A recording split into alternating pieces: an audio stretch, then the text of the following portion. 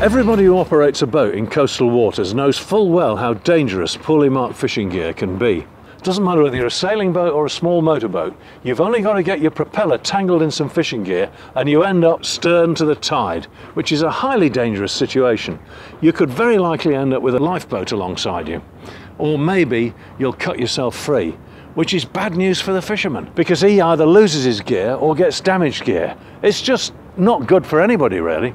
A lot of professional fishermen are now using gear that's in compliance with the voluntary code. It's well marked, we can see where it is, and we all know where we stand.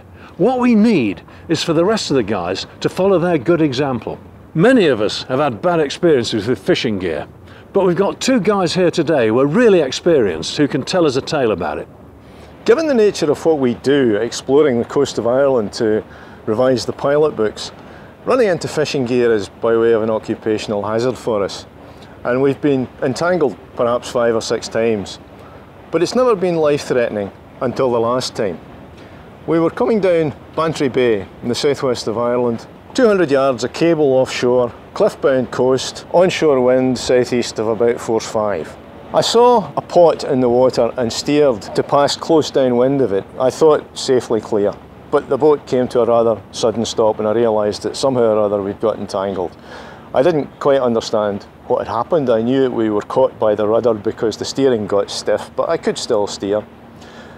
I thought that perhaps if I could simply pull the whole string of pots just a little bit, I would be able to get past the headland and give myself half a mile of sea room and I'd be able to sort it out. But it didn't work. All we did was drag the thing sideways, and we got closer and closer to the cliffs.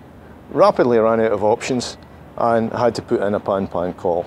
The lifeboat arrived within half an hour.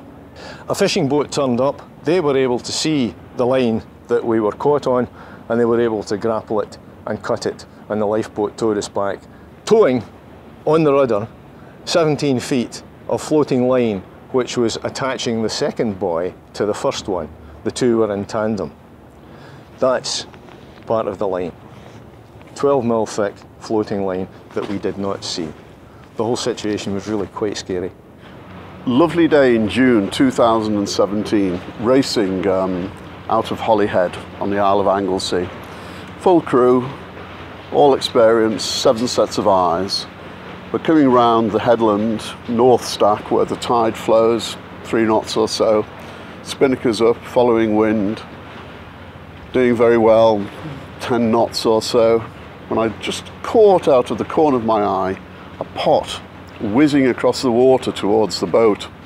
And then suddenly the boat is pulled flat on its side, broach to, spinnaker in the water, mast in the water, crew hanging on for dear life, I'm hanging on. Felt myself going, I thought, oh no, I'm going into the water, can't hang on any longer. And just by sheer luck, the boat tripped over the line and we were back up, kept going back into Holyhead Harbour. But it was oh such a close call and completely unnecessary.